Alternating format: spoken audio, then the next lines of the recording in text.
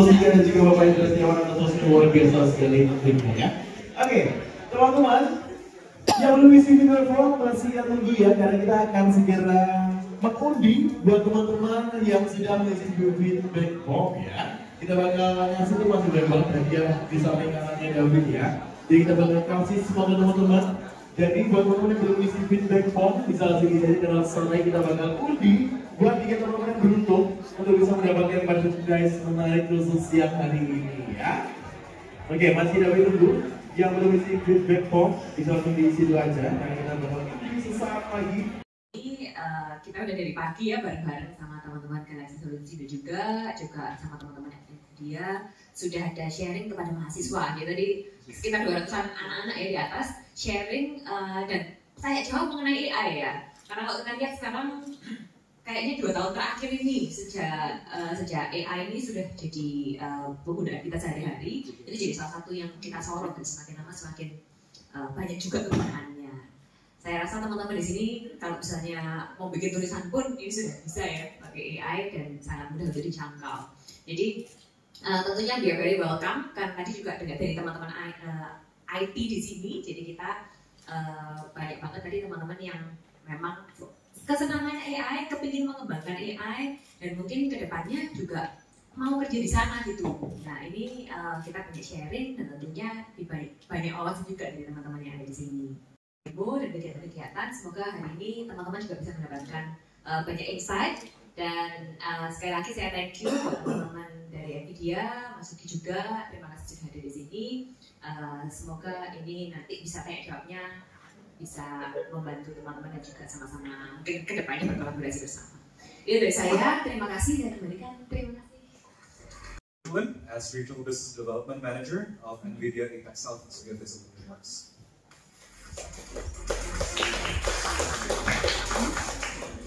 Selamat siang. Siang. So good afternoon. Allow me to say a few words. It is an exciting time to be in Indonesia because we are ushering a new world, right, of AI, right? AI is touching every bit of our lives, right? So in the big picture, right, we see AI being used for healthcare, right, for drug discovery, to discover new cures. We see it being used for e-commerce, right, very popular, right, to shop on Tokopedia, to shop on Shopee, right? AI is remembering what you bought, right, what preferences you have, what color of clothes you like, right? So it is also being used there, right? So it's going to touch every bit of our lives, and I'd like to thank, Risa and the Institute, right, for hosting us here. We believe the power of AI is going to belong to the next generation, the students right here, right? Because they will show us the way of how they're going to use AI, and they will develop the new applications of tomorrow, the new AI applications of tomorrow. The story for NVIDIA began more than 25 years ago, right? We would look to accelerate graphics, right? With our GeForce card, right? The first card was called the GeForce 256. Only 32 meg of RAM, right? Very small, very humble beginnings, right? And researchers found that the graphics card was great at doing image recognition, right? When you Google for a cat or a dog, it could give you the accurate answer, right? So with that, the age of AI was born, right? In 2022, right? ChatGPT just changed the world, right? A lot of us use it, right? So that changed the world, and I would say that we're taking the next step forward now into the era of AI. So look forward to share some of our insights on how AI can be used, right? And what it means for Indonesia, right? And what it means for the school, right? And students as well. Please, enjoy the session, and please ask us any questions, right? We hope they will share new knowledge with you. Thank you so much. Siang. Teman-teman dari media, thank you udah hadir di sini hari ini acara press bersama NVIDIA. Terima kasih ya kepada Bu Risa dari Institut Asia, jadi udah hosting kita juga di sini. Jadi tadi Bu Risa udah bilang kita tadi ada sharing session ya. Ini bentuk kerjasama NVIDIA sama Institut Asia juga. Jadi kita membawa ini ke segmen education. Kenapa? Kenapa ini penting sekali? Karena nanti teman-teman akan lihat bahwa AI ini adalah boleh dibilang kompetensi masa depan yang emang nggak bisa dihindari. Jadi kita gimana sekarang kuncinya supaya bisa membawa ini ke sebanyak mahasiswa atau talenta muda supaya kita bisa menang dalam kompetisi, dan ujung-ujungnya tujuan NVIDIA itu membuat kita semua menjadi superhuman. Saya akan jelaskan ya, jadi kira-kira gimana konteksnya dan bagaimana dari AI sendiri itu mungkin kepada teman-teman dari BD juga bisa melihat, oh seperti ini kira-kira, dan kalau ada pertanyaan nanti kita bisa Q&A bagian terakhir ya. RTX 4090 di dalamnya.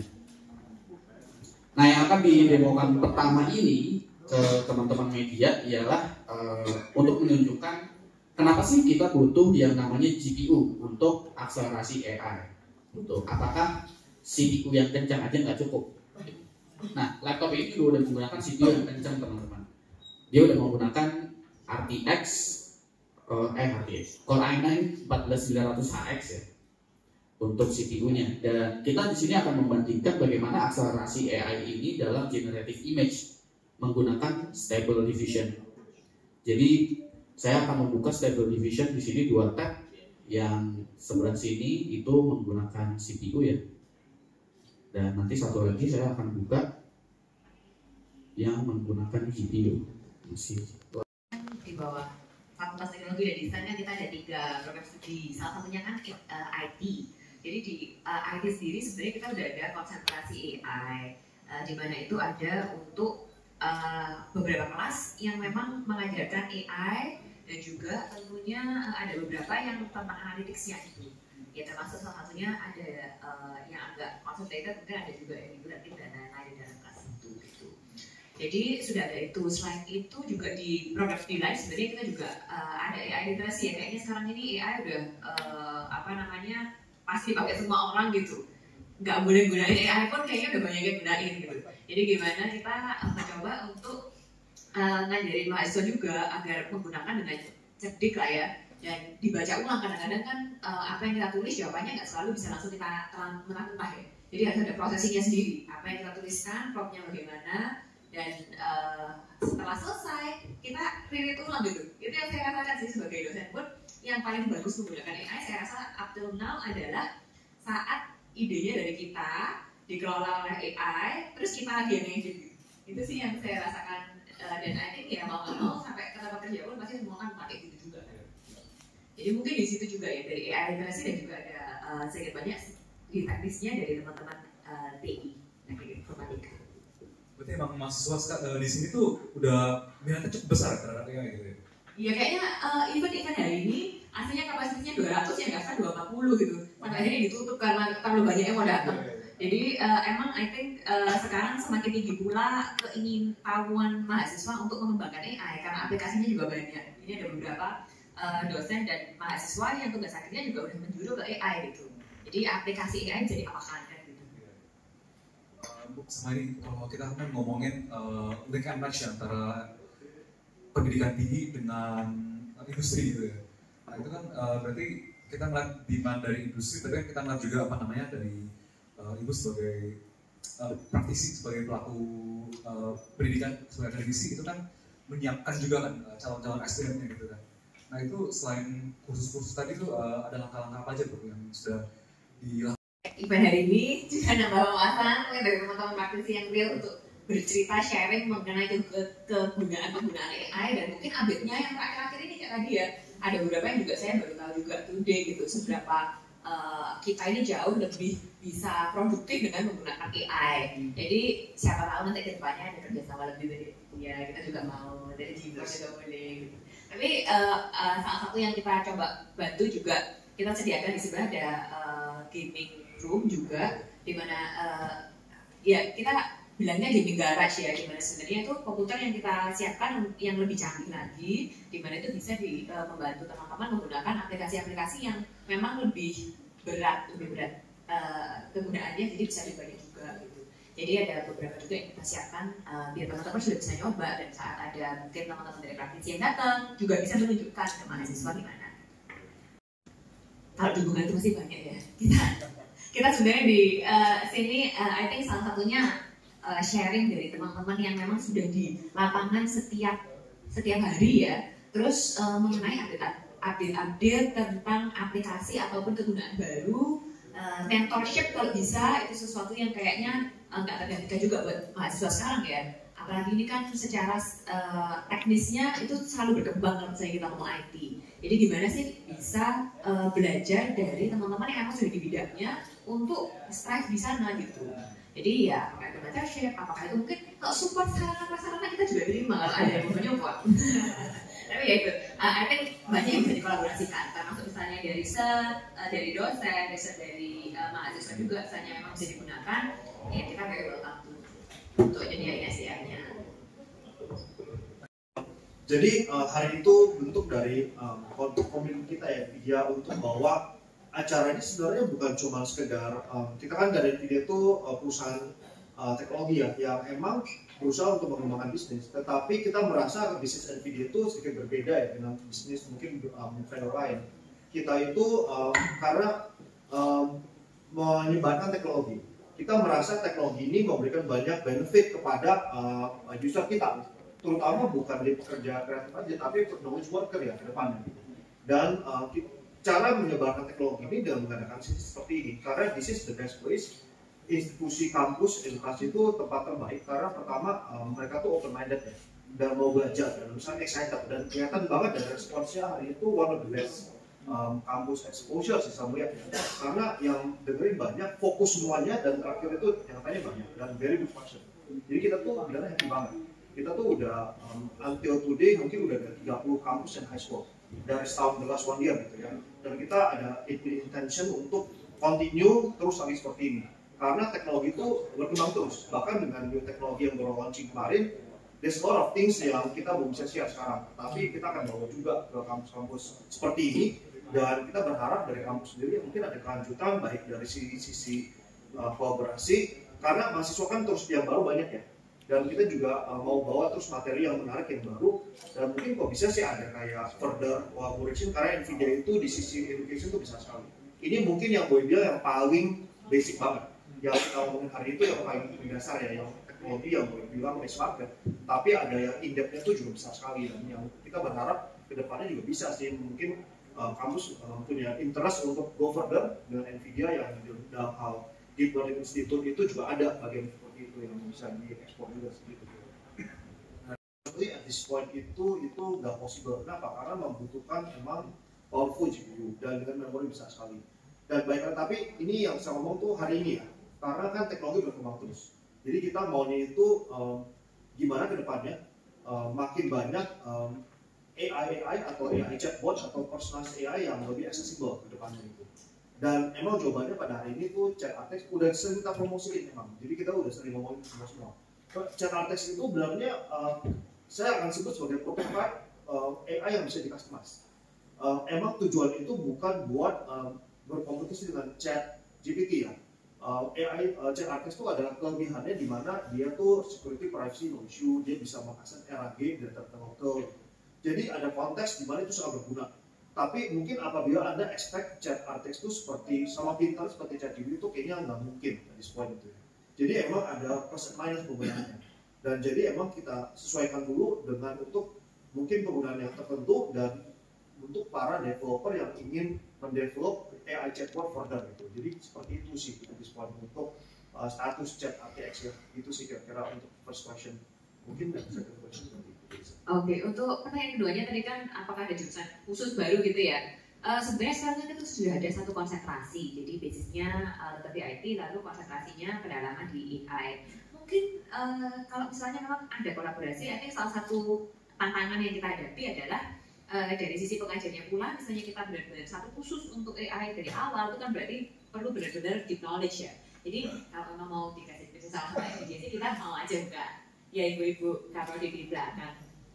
Ya, tapi kalau misalnya itu balik lagi, I think the first step itu memastikan dulu pengajarnya siap, bisa benar-benar berkolaborasi dengan teman-teman yang sudah di praktek, yang praktisi gitu ya, yang benar-benar menggunakan dan mendalami mungkin deep learning dan lain-lain. sampai akhirnya bisa menjadi sebuah property yang khusus untuk AI gitu. Jadi mungkin dimulai dari konsep tadi dulu, mungkin setelahnya program khusus, baru setelah itu jadi prodi baru. Biasanya gitu sih Pak.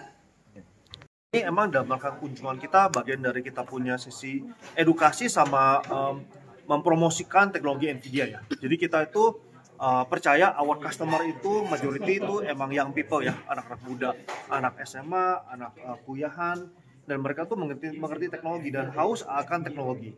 Office, dan kita mengadakan sesi Q&A juga. Tujuannya itu untuk menginspirasi mereka semua.